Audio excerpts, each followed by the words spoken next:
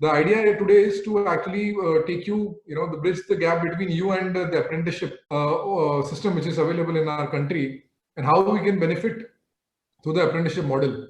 Not many are aware that apprenticeship is basically a mandatory practice also, which is required by the government if you are if you are a company of a certain size. However, even if we keep aside the mandates from the government, apprenticeship system in itself is something that we should actually take advantage of as the basic system of having intake into our industry. Now, if I were to give an example of the developed nations like Germany, like Singapore, like Australia, or any other European nation for that matter, apprenticeship has been the norm for intake for almost about more than 30, 40 years now.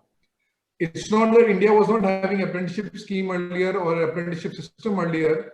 It has always had apprenticeship schemes available, but the norms and the format was little stringent. It was little difficult for the corporates to participate in it, and there was too much fuss basically. So now with the reforms, latest reforms that have been brought up in the last 4 to 5 years, and especially the last year, it has become very easy for industry to participate and take the maximum advantage of the apprenticeship program.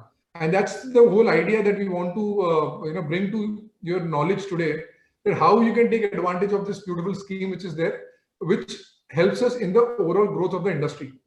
Now, one example I would like to share here is that essentially we all have been following apprenticeship model. You can just say that we have been following it without any kind of guidelines or contract.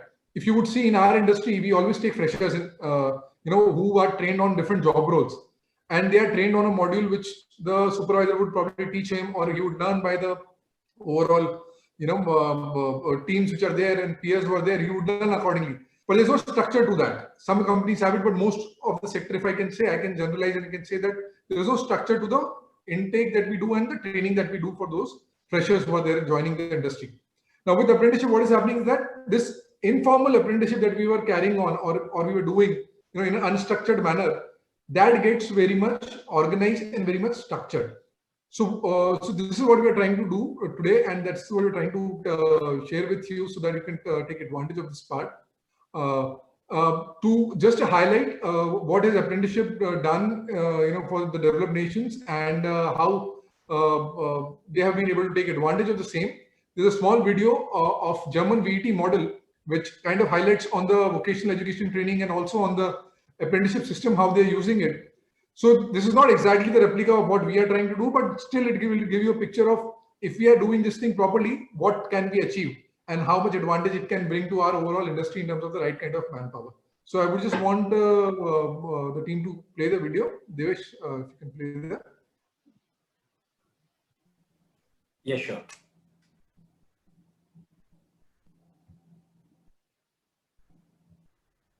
It'll be very interesting for us also to watch, because Jan is actually he's from Germany, and he's a vocational education expert from Germany, and advising us on vocational education and apprenticeship.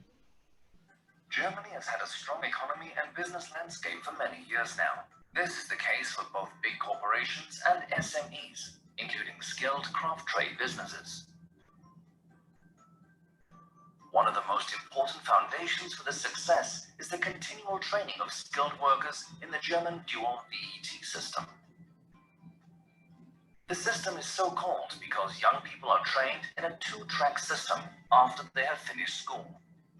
Around 70% of their training time is spent in a company in the sector in which they later want to work, and 30% at the vocational school. The company and school-based parts of the training are coordinated in terms of content and regulated by vocational education and training policy. Everyone gains from this.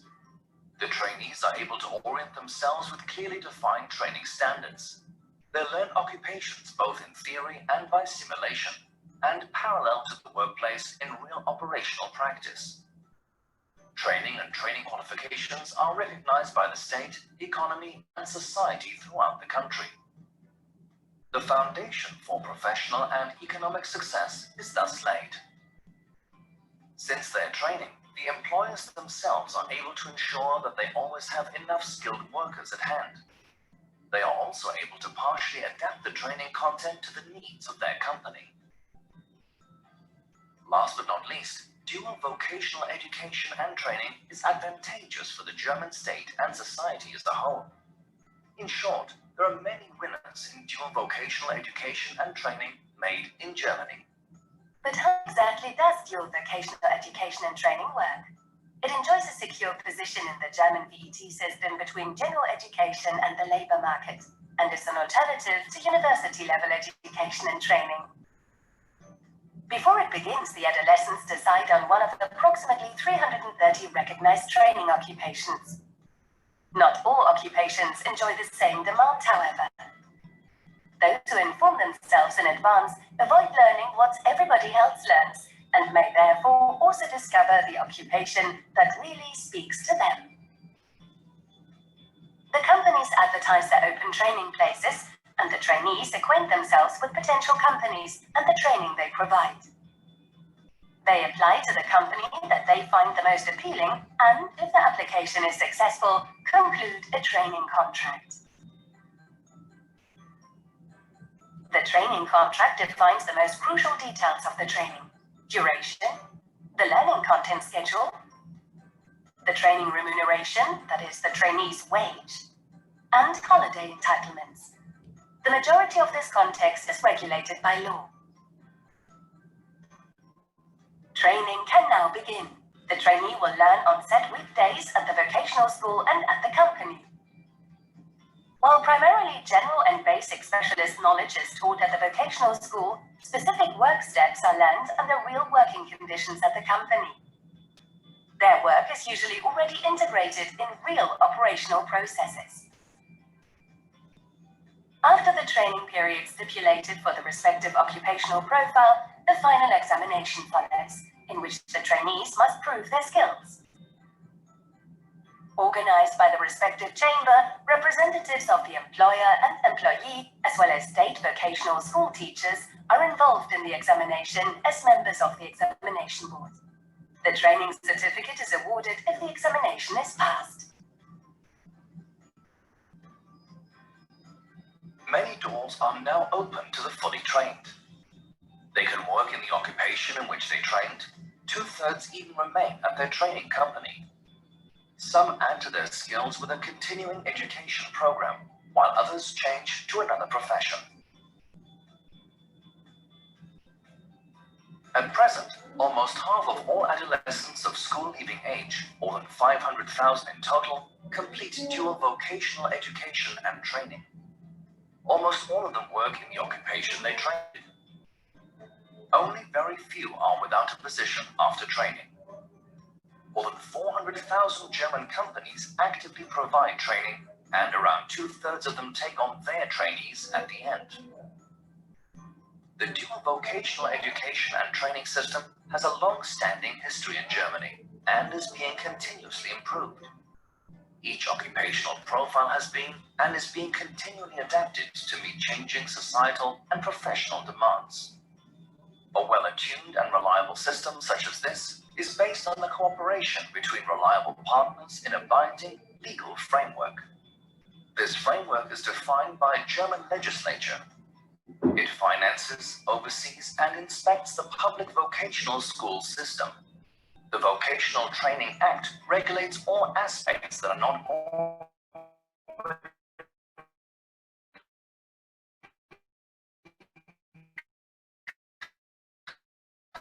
but by other laws.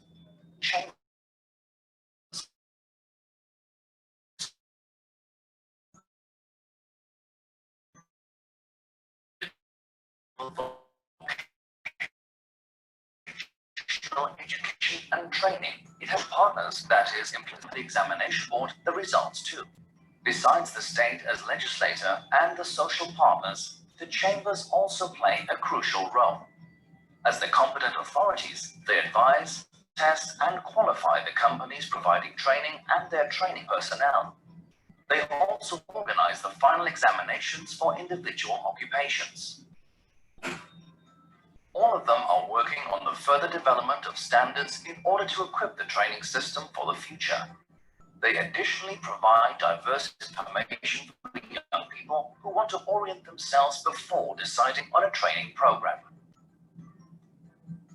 Achieving sustainable economic and societal success thanks to qualified skilled workers is not exclusive to Germany.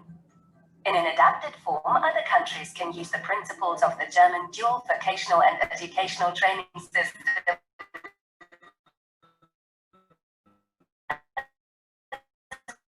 a foundation for a sustainable training system.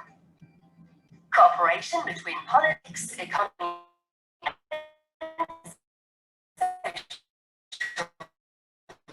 partners. Learning within the work process. Adoption of national standards. And advice. Together with it and training, and in order to provide target-oriented advice to foreign institutions regarding dual vocational training, the federal government has created a competent contact whose name is also a call to action. Go VET.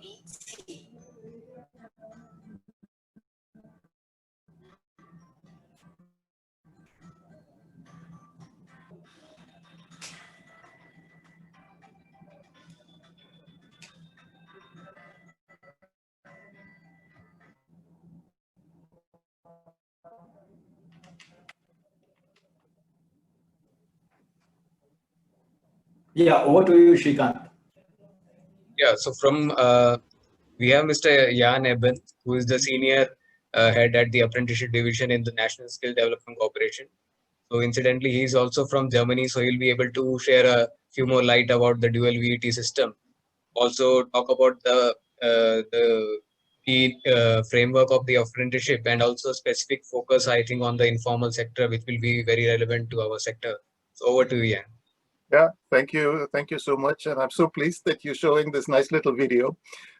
Let me explain that the organization that releases it, called GOVET, you've seen that in the beginning and in the end, has been set up as an interministerial clearance organization because vocational education and training, and I think this is in all countries that I have seen VET systems, including India, falls under such different verticals. And you have the Ministry of Labor, and you have the Ministry of Education, and you have the Ministry of Economic Affairs that are all involved in the oversights and governance of the system.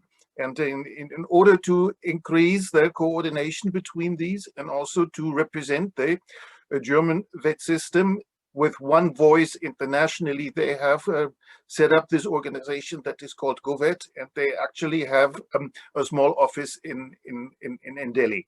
And we might actually consider, if, especially if there is an interest in your group, to delve further into the dual system of vocational education and training. Maybe we can set up a webinar or something that includes GOVET. I think it would be quite interesting. Yes, Germany is a bit of an international standard and a benchmark. But if you look very closely, and surely when Divita will do her presentation later on, I think there are quite a number of similarities and fewer differences between the system in India and the system in Germany. So if you look at emulating parts of the German system, it is not altogether that aspirational at all. It is doable. If I may highlight maybe 2 or 3 central differences. The first one would be that the societal acceptance of apprenticeship is far greater than in India, which you can see in the fact that about 70%, 2/3 to 70% of an age group of a cohort every year enter into apprenticeship. So it is clearly the preferred way to gain a professional, a vocational qualification. And the vocational pathway has a greater significance, at least in numbers, as opposed to the academic pathway. The second main difference is that the informal sector and the occurrence of informal apprenticeship understandably is much smaller because of the social acceptance. Apprenticeship does occur in the official system. And the official system is largely, and this also came out in this little video, is largely administered by the chamber organizations, notably the chambers of industry and commerce and the chambers of craft, which would be the largest ones. And so here we come to another difference, because the role that the sector skill councils take in India are taken over by the chamber organizations in Germany. They sort of represent the state as the regulating authority. Of course, the ministries and everything is above, but at the middle level of the system, you have the chamber organizations. So that's what I would like to explain at this time. But by all means, if there is any further interest on your side to discuss this and make a comparison between India and Germany and maybe other countries with dual system. Oh, here's one more thought. Dual system means that schooling and on-the-job training take place at the same time, typically in a setup where let's say 1 or 2 days or 1.5 days per week, the apprenticeship go to school, and the major part of the work time and of the work week is spent in on-the-job training. Whereas in India, typically you have the basic training before the on-the-job training occurs. I think there are good rationales for doing it both ways. It's not that one way has a definite advantage over the other. In India, I see it as advantageous to have the basic training first, because then the young people will enter the shop floor with a greater level of preparation, and also hopefully with a better of understanding of what their adopted occupation means, and perhaps also a somewhat higher level of maturity, which of course is especially important when there are issues of workplace security, where there are tools that you work with, where there is possibility for injury and things like that. So that kind of a maturity is important, because no employer and no establishment wants a bunch of kids playing around the workshops. But that's enough for me for right now. But thank you for playing this. I thought this was very nice of you. Thank you so much, Mr. Jan, for sharing the details of the VET system and how we can implement. So I'll just take us through the implementation part of the apprenticeship and how we are following it here. So we'll be going through the basic benefits which are offered under apprenticeship, specifically under the National Apprenticeship Promotional Scheme, as well as a specific case study where we will see what is the life cycle of a basic apprenticeship course, and over the months how the establishments are benefiting. So like Mr. Jan mentioned, in India we have apprenticeship is divided into primarily 2 components, where we have the basic training, which is the block 1. So the basic training can happen even in the employer's premises, where the establishments can also register as a basic training provider, and as well as use the leverage of the training partners who are affiliated with NSDC. And the on-the-job training, which is the major chunk of the apprenticeship training, happens at the employer's premises. And finally, we do joint assessment with the establishment, so that the candidate is certified at the end of the day and as a proof of apprenticeship to show. Right? So in 2016, a scheme was launched by Government of India called the National Apprenticeship Promotion Scheme.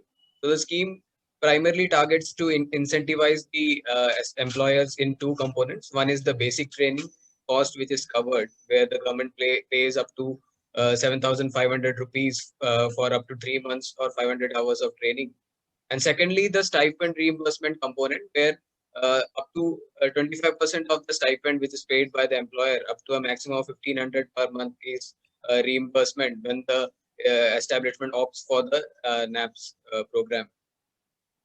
So the entire process flow of apprenticeship has been done through the new portal, which is apprenticeshipindia.org.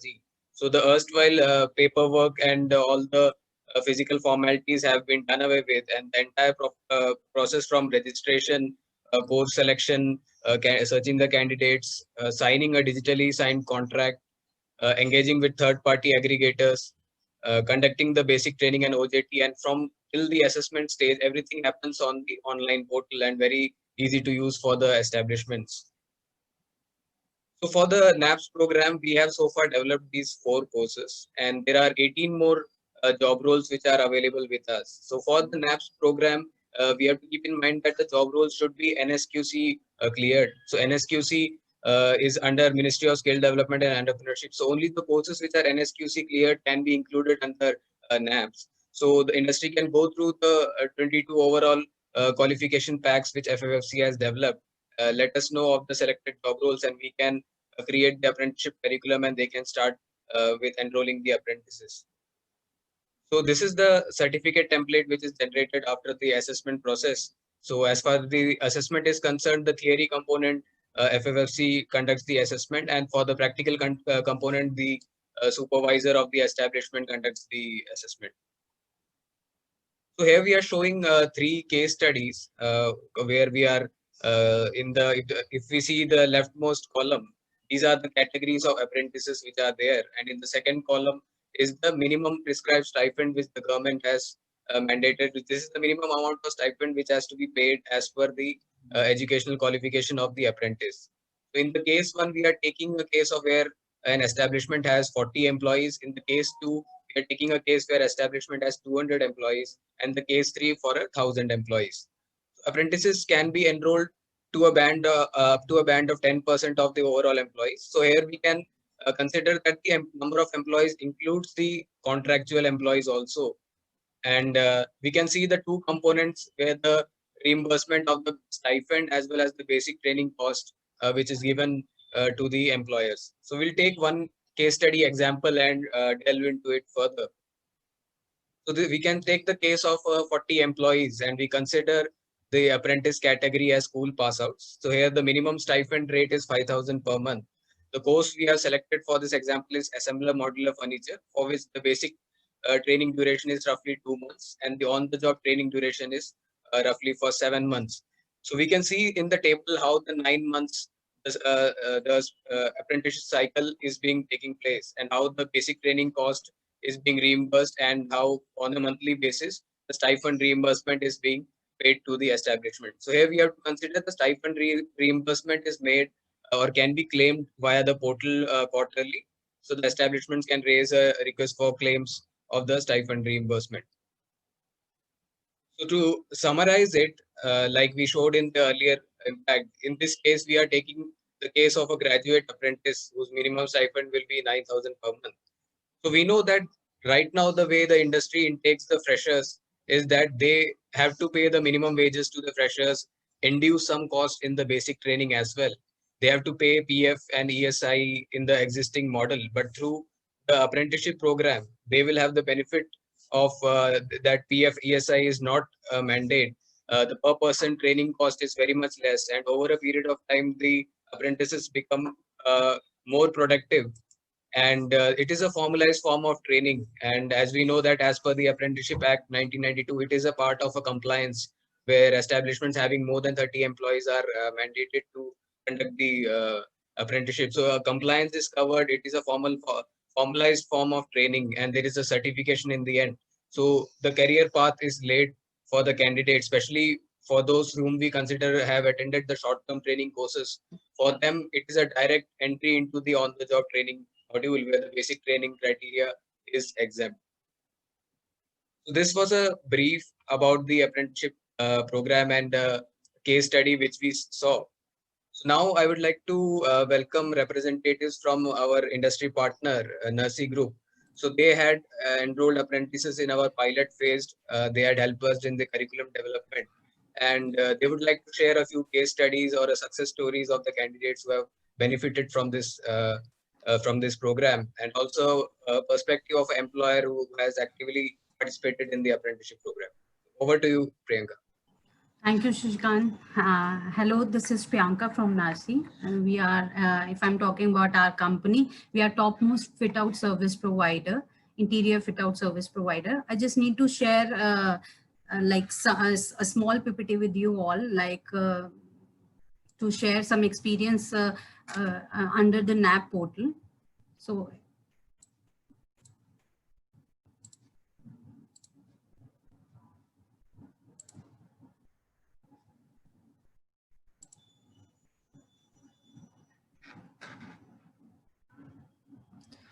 If I'm talking about NAPS portal, it's very easy and smooth for unskilled labor. If I'm talking about industry partner, it's very industry friendly system, and you can easily view and easily accessible individual data and pan India. Priyanka, your voice is breaking in between.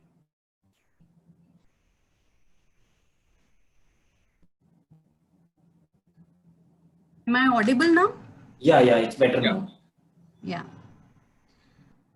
If I'm talking about NAPS portal, it's easy and smooth for unskilled labor, and industry friendly system is this. And if you can access, like you can easy operate individual data and pan India candidate details. Multiple SSC are involved under one umbrella. Like for example, there is one candidate like from engineer background, and he just associated with us as a apprentice. So we can enroll him with another SSC apart from FFSC. So it's easy for us to go with multiple SSCs. And if I'm talking about certification process is very easy in under NAPS portal, because you can easily explore the certificate, and you can provide the candidate the remote control of his particular candidate ID.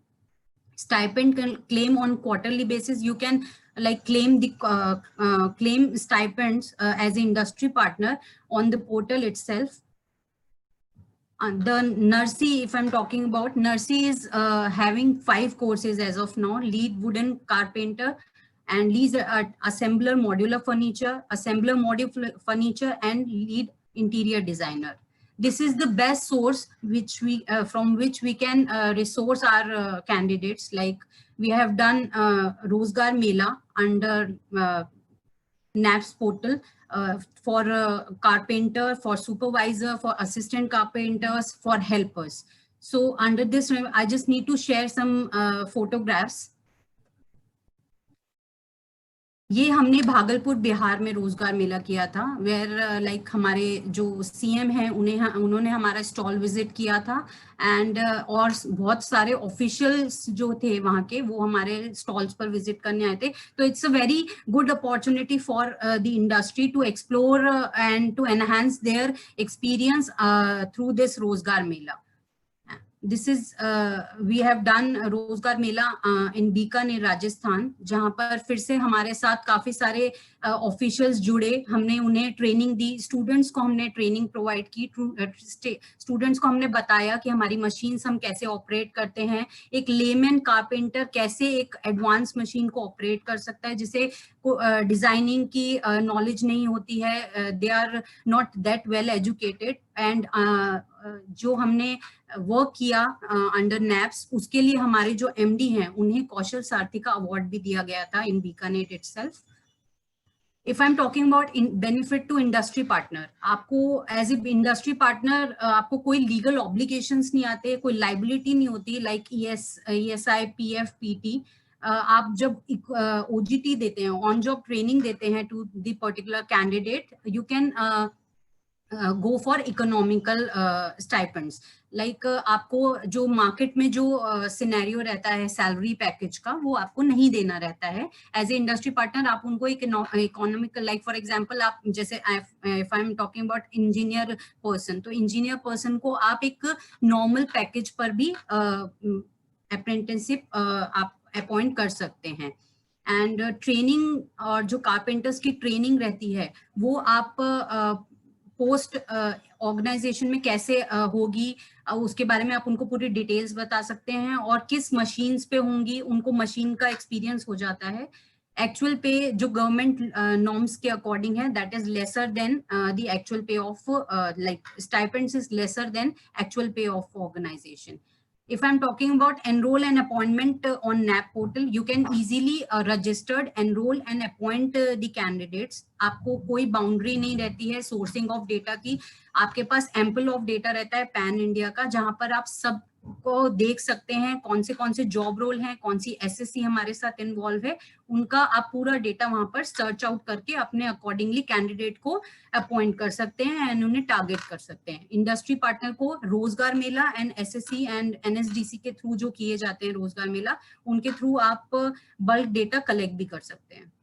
If I'm talking about benefit to candidates in Narsi group, Narsi group में work करने के लिए उन्हें एक world class manufacturing facility दी जाती है जो कि लेटेस्ट मशीन्स के थ्रू दी जाती है। उसमें उनको सीएनसी मशीन्स जो हमारी हैं, जिनमें auto gate designing, automatic robotic machines रहती हैं, उन्हें उस पर ट्रेनिंग दी जाती है, on job training. Large manufacturing units हैं हमारी in Kandivali and Vashi, in Mumbai and Navi Mumbai. इसमें लॉजिंग बोर्डिंग इनको फ्री दिया जाता है कैंडिडेट्स को, and will provide them ample of opportunity to get best job in the industry pan India. Minimum education के साथ वो अपने small amount of education and stipend से वो काफी सारी चीजें अपने यू कैन से अपने करिकुलम में बढ़ा सकते हैं। Just need to share one small PPT of Nursi Group so you can understand like how Nursi work and why it's topmost interior fit out service provider.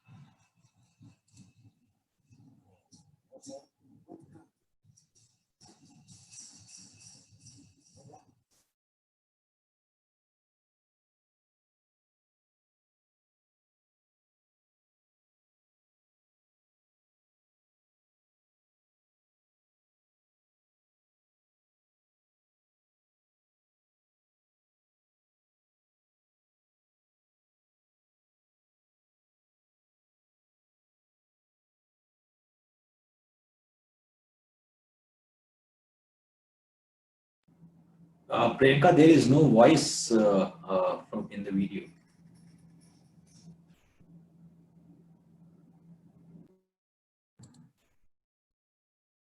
Is it okay, Devesh?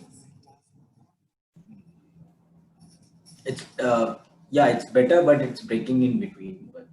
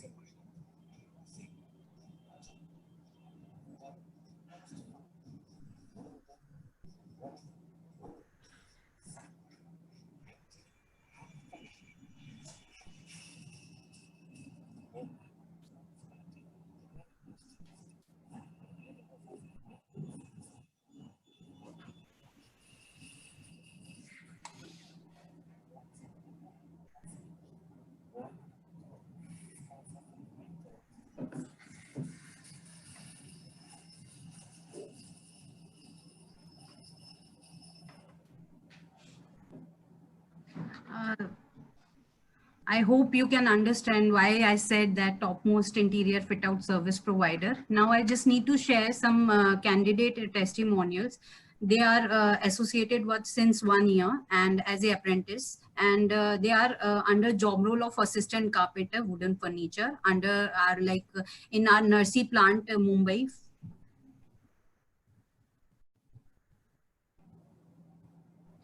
If I'm talking about payment processing for NAPS scheme, as Mr. Shashi already told you that it's very easy to claim your reimbursements through NAPS portal. You just need to link up your Aadhaar and candidate details on the same respective portal, and then you can get all the details for with your NAPS portal, and you just need to add on your bank details, so you can get 10 like your payment in 10 days in your accounts by the SSC. After the verification of the information, you just need to upload the candidate salary details and monthly salary details and their attendance sheet on the same portal. Thank you. Over to you, Divesh sir. Thank you, Priyanka, for giving an insight about how industry is availing benefits from apprenticeship promotion scheme. So moving ahead, I would like Shrikant to continue with the session, please. Devesh, we have the Q&A now.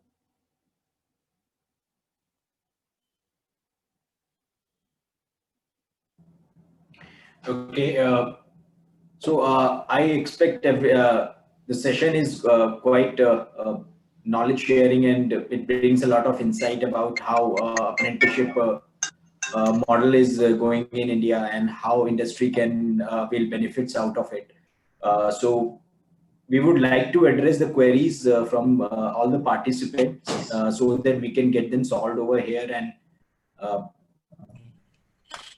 initiate the process of apprenticeship in our sector. Yeah. Hi, Shrikant, Manish this way from Kesabumar. Yeah. Nice. So I just wanted to understand, let's go, because I have already filled up the form that we need around 4 people. Yeah. And then I have also mentioned that we would be requiring for a lead carpenter and then 1 interior designer, could be sales, person in sales and another person into kitchen builder. How should we proceed on this? Should we send request to you again? How should we proceed? Sorry, are you asking about the process? Yes. How should we proceed so that we get apprentices? Yeah. So the process will be, first of all, you as an establishment will create a login on the apprenticeship portal. And for the job roles which you have mentioned, if the course, like for the lead carpenter one, the curriculum is already available. So you will be selecting that curriculum and floating an opportunity on the portal. And once the opportunity is floated, candidates will be applying through the portal also, and we will be also helping you in mobilizing the candidates. Once the candidates are shortlisted by you, there will be a contract generation which will be happening on the portal. So if you are planning to take like experienced candidates, so you can give the basic training exempt, or you have the option of doing the basic training yourself also, or choose one of our training partners as the basic training provider. For certain courses like interior designer, which you have mentioned, so you can also use the NAPS benefit for interior designing. We will be developing the curriculum, taking inputs from you. So once we develop the curriculum, NSDC approves it and uploads it on the portal, we will be able to enroll the candidates in those job roles itself. So the entire process, like I showed in the presentation, the entire process flow will happen through the apprenticeship portal itself. Yeah. So as Priyanka was telling that she is already having that course for interior designers. So is it the same way we have to repeat with the same course, or how it has to go through? So she gave the examples of those are the candidates who have enrolled for assistant carpenter and lead carpenter courses. For the interior designer, since we have a qualification pack ready, so we will be, FFFC will be preparing the curriculum and uploading it on the portal. So there won't be any issue. So what I will request you, Shrikant, kindly, because Mr. Bhosle is also attending this meeting along with me. Okay. So I think he is by the name of Kesabumar only. Yeah, I'm here. Hi. Hi. Yes. So Mr. Bhosle, can you please coordinate with Shrikant? I will give you his phone number also, and let's initiate this process. Yeah, definitely, for sure. Yeah. Okay. Yeah. Thanks a lot, Shrikant. Thank you very much. Thank you so much. Thank you. Thank you, Manish. Yeah. Thanks. So further queries from other participants?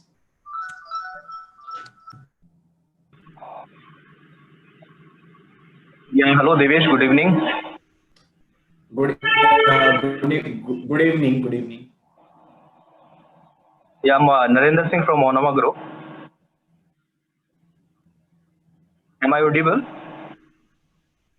Yeah, Narendra Singh ji. So, is it possible, can a candidate enroll or registered in 2 or more than 2 job role at a time? No, Narendra, a candidate for on-the-job or apprenticeship, one candidate can enroll only for a one particular course. Okay, so once he have to complete one job role, then maybe then again he can enroll or registered in the next job role, right? Yeah, Shrikant, would you like to address this one? Yeah, he will have to do it in a cascading form. So he will only get the NAPS benefit once only. This we have to consider. So for the first course he is doing, for that it's only he will be getting the employer will be getting the NAPS benefit.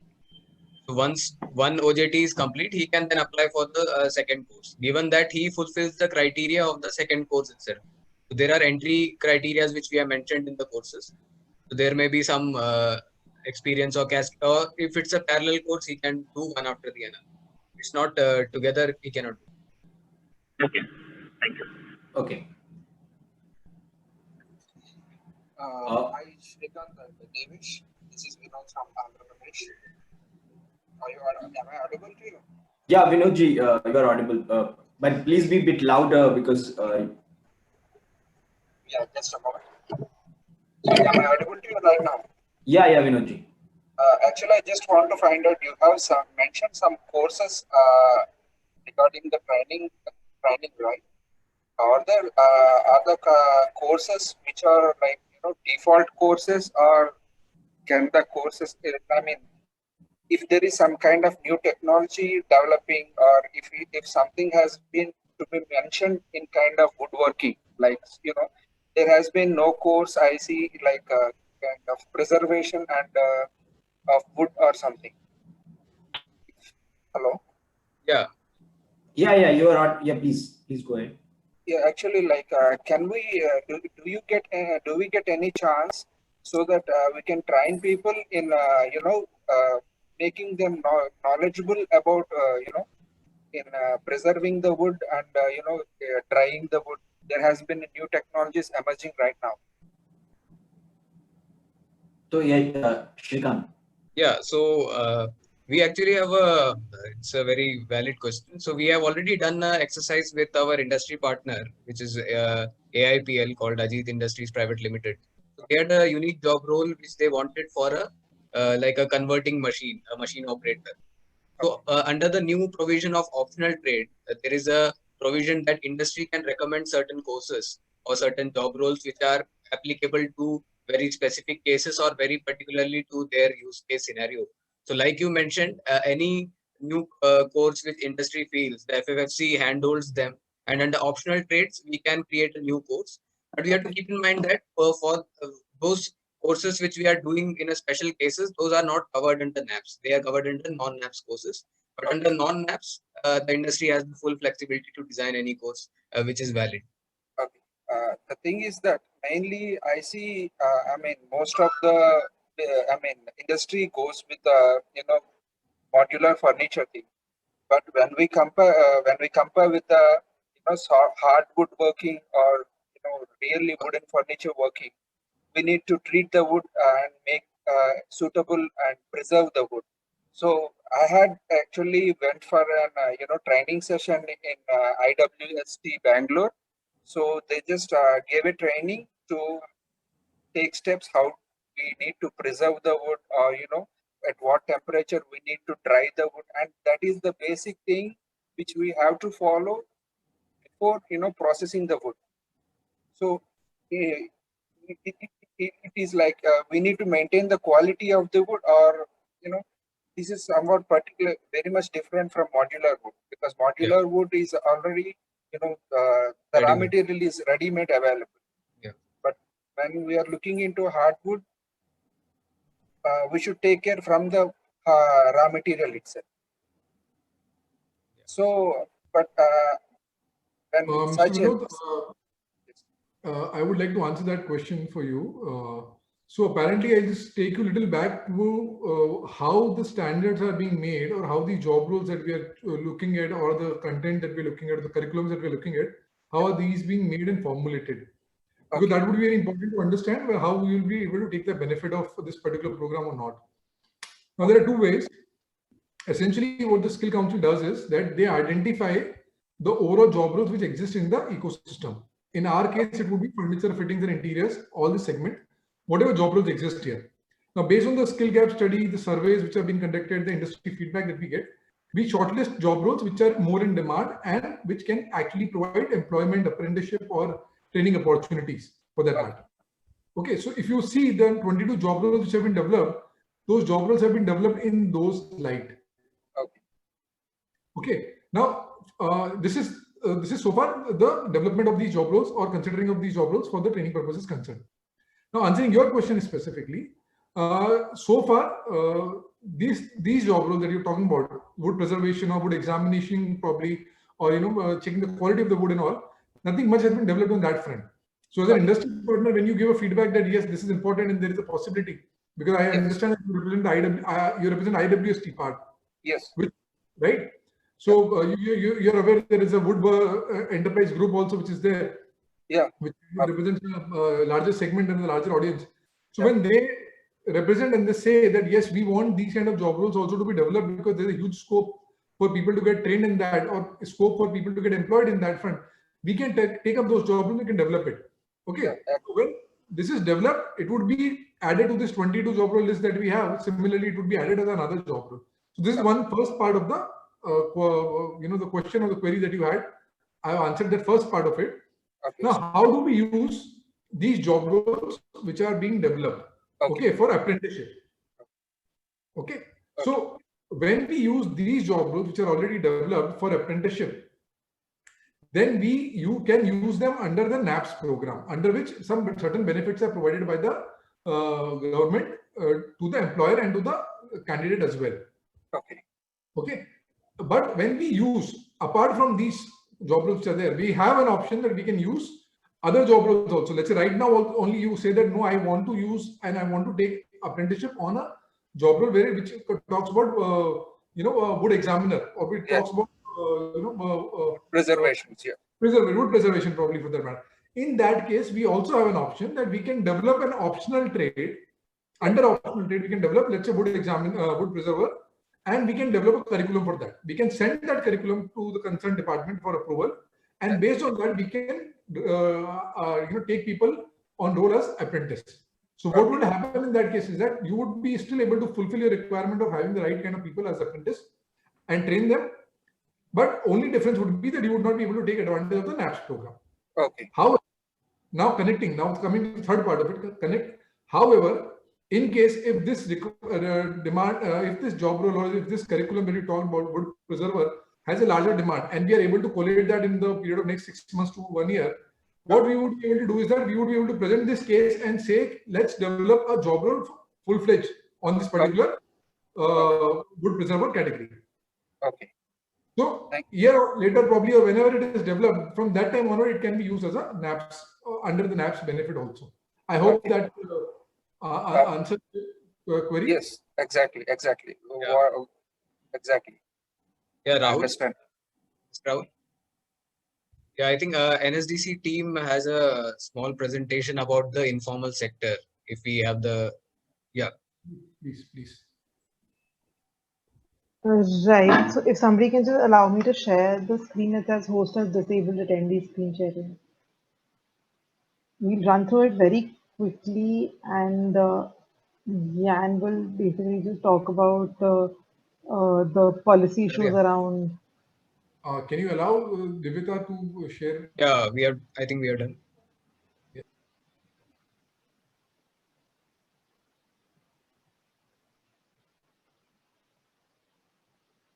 Okay. If you can just, someone can let me know once my screen is visible. Yeah, it is visible. Okay, great. So I'll not repeat the parts that Shrikant and his team have already covered, and what is the role of apprenticeship, which is basically bridging the gap between supply and demand, and it's something that is very relevant in the Indian context. And again, we've already spoken about basic training, on-the-job training. What is the minimum stipend like? So it starts from 5,000 and up to 9,000. Again, this is minimum, and there is no maximum limit on the stipend that you can give your candidate. Again, okay, I think I'll just skip through all of this because this is something that has already been covered. One point that I would like to flag here is that companies can also undertake skill training from their CSR funds as long as they're taking the minimum requirement of apprentices, which is 2.5% of their workforce. That's a question we get frequently from the industry about how they can marry apprenticeship with CSR funds, and that's a clarification that was offered in 2018. And as far as NAPS is concerned, again, as long as the course that you are creating is NSQF aligned, you can the establishment can seek NAPS benefit, which is basically sharing of basic training cost up to 7,500 rupees for 3 months, and sharing of 25% of the prescribed stipend up to a maximum of 1,500 rupees per month per apprentice. Questions on who can join or whether or not one candidate can do multiple apprentices. Again, it's open to anybody who is 14 years and above, including people who are, including candidates who fall under any of these criteria. Around one candidate taking multiple apprenticeships. Actually, the idea of legally there is no question around it. Of course, it's allowed as long as the NAPS benefit is sought only in one training. But then because apprenticeship, the expectation from apprenticeship is a little further from every single short-term training program, because this is actually on-the-job training. So it's expected that the candidates will actually be absorbed soon after the first apprenticeship course is over. So we've seen very few cases in which a candidate is doing multiple apprenticeships one after the other. And again, this is as far as the routes that a candidate can take. The interesting or the new part that we've introduced in 2019 is the course, is the route around the apprenticeship embedded degree program, where students can actually enroll in a degree program where apprenticeship is embedded within the degree itself. So like you have a candidate doing a regular BA program, the furniture space can look at an industry, the SSC and a college coming together to make a program which can be a BA, BBA, BSA, anything in the furniture sector. So the courses can be picked from the current bouquet of NSQF aligned courses available under the Sector Skill Council, or new courses that the industry think are relevant. And the curriculum can be designed with all three stakeholders, that is university, the SSC and the industry partner coming together. The approval process is something that has been made very simple by UGC, where the college actually only needs approval from the university and nothing else. And as long as the industry is on board to make sure that all the candidates are getting an apprenticeship opportunity, this is a very interesting program to make apprenticeship very aspirational, and by making sure that the kids are getting a degree as well as relevant on-the-job training while in the degree. Some questions, we hear a lot of noise in the industry around why should we do an apprenticeship and why not an internship. The internship is actually the apprenticeship is a more structured, more legal and assured on-the-job training format. When I did internship in my MBA, they basically made me take printouts for the first 1 week. And that's not something you can do in an apprenticeship program, because there is a course, there is a written contract, there is a legal framework, and there is a formal assessment and certification also of the course that you're doing. Again, it's great to hear the feedback on the apprenticeship portal from our industry partners about how easy it is, and we would encourage everybody to visit our portal, look at the user manuals. There are videos as well as documents which will explain what an establishment has to do, what a candidate has to do. And when we refer to our portal, we like to call it like a very good matchmaking platform for the industry and the apprentice to come together. Again, all the links are available on our portal itself. As far as the operational framework for apprenticeship is concerned, I think the part that was covered today was mainly around optional trades, which come under the sector scale council's purview. There are also two other kinds of trades, which are designated trades and trades through MHRD, that is BOAT, which is currently also considered under the Apprentices Act. And if so, designated trades are something which is basically a more government approved. There are around 162 courses which are government approved and have been in the system for a long time. So any industry can choose any of these courses. You don't necessarily have to go in with an optional trade. You can go in with a designated trade also. If I'm going too fast or if there's any questions, please feel free to stop me and ask any questions that you might have.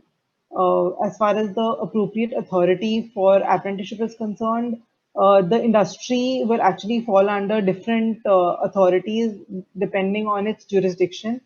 So if you are actually an industry which is only registered in one state and has operations in 3 or less states, then you will fall under central jurisdiction. And if you are in 4 or more states, you will fall under under central jurisdiction. And the apprenticeship advisors for each level are defined. This is not something that you actually have to worry about, as when you register on our portal, the pathways are very clearly defined. So every time you try to issue a contract or upload a claim on our portal, the path will automatically lead to the correct apprenticeship advisor. I think I'll skip this part because this is about what the trends are like, but we would like to show you this, which is around the leading companies which have excellent uptake for apprenticeship, specifically in the optional trades part. And you can see that retail, BFSI are very, very active sectors in our space, and we're looking to add the furniture and fitting sector to this as well, with all your partners coming in. Business case for apprenticeship is something that I think Shrikant has already explained, so I'll skip this part and maybe go on to the informal apprenticeship piece, which I would request Jan to take up.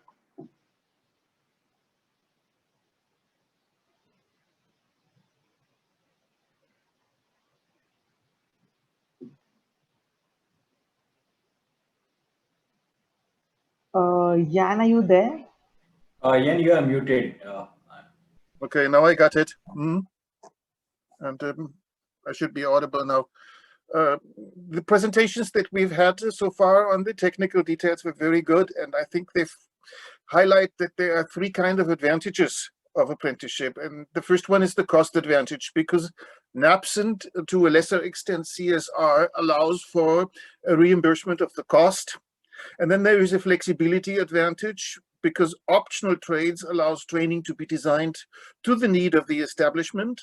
And finally, there is a management advantage, because for once there are multiple opportunities for advice and support from NSDC, from the Sector Scale Council, but also TPAs that can, third-party aggregators that can take over the burden of administering apprenticeships. That is the registration, the payment of the stipend, the placement in basic training, registration for final assessment, and also making cooperative arrangements, because if a small or a very small company or establishment cannot cover everything that is required by the standard, by the National Occupation Standard and by the qualification pack, then perhaps 2 or 3 establishments can come together, and together, organized by the TPA, they can cover the entire spectrum of the apprenticeship. So 3 advantages, important advantages, and from seen through an international lens, I know of no country other than India where the government provides such conducive conditions for apprenticeship, and it is just a mystery to me, a continuing unsolved mystery, why not more establishments come out and formalize their informal ways of imparting knowledge to the next generation.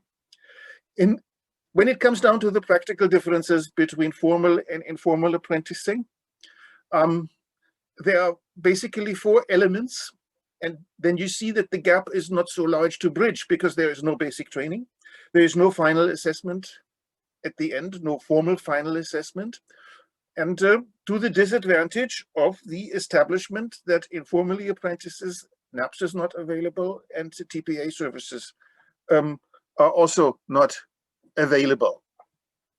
I would like to tell you that only 2 to 3 weeks ago, there was a meeting at MSDE where we discussed informal apprenticeships and possibilities for formalizing them. And there we said that there are 3 target groups in 3 scenarios. For once, you have the young people, the school pass outs, who are in a position where they are before entering an apprenticeship, be it a formal or an informal one. You have young people who are in the middle of an apprenticeship.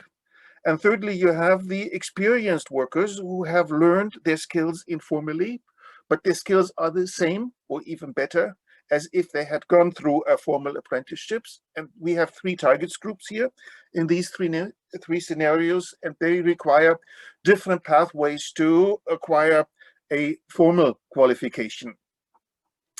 This is what comes under 3 routes to formalization.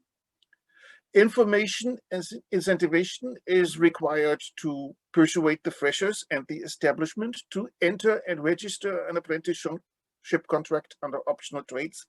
And we have now impressively seen how easy it is to do this over the portal. Under the second scenario, information and incentivization is required to persuade parties who are in an ongoing informal relationship, not a formal contract, but maybe something like psychological contract, to formalize this, and which means they have to register on the portal, have their curriculum approved under optional trades, and take some basic training towards the end of the apprenticeship, because obviously it hasn't happened at the beginning of the apprenticeship. And finally, we want to provide an opportunity to take an external candidates, to offer an external candidates exam for the experienced workers. And we feel that this should be organized by the sector skill councils and possibly also by the chambers as an assessment agent.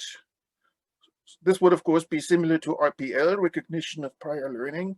And also, yes, some bridge courses may be required to bring that person who is informally qualified up to level for a formal qualification. So at this point, we would like to explore with furniture and fittings if we can perhaps run a pilot scheme, and you select some establishments that would do whatever needs to be done under the scenarios 1 and 2 for the freshers and for the one who are already in the training, and also maybe find a group or a batch of experienced workers who seem to be qualified and ready to take the final exam, the final assessment, and see what we can do to prepare them for it, so that we can scale it up to other sectors, to forward it to the ministry, that this is a viable way of formalizing informal learning after it had already happened. So this is what I want to say, and I would want to talk to you gentlemen after this. One more thing, I was highly impressed by the presentation from NASI. I think they're doing great things, and Thank you so much, sir. Also, it should also be, we should also look into making your best practice available and known to a larger public and a larger audience. That's what I want to say for now. Thank you, Anne. And thank you, Divyata, for this informal apprenticeship presentation. It will be quite helpful for industry along with the other apprenticeship schemes. So the presentations and the videos will be shared too with all the participants, and you guys can go through that. In case of any query, you can write back to us. We are available to solve all your queries in the offline mode as well. So I would like to thank everyone who took out their precious time and joined this session, because as an industry, as a Sector Skill Council, we need to take the lead for creating a better future of our youth and our nation.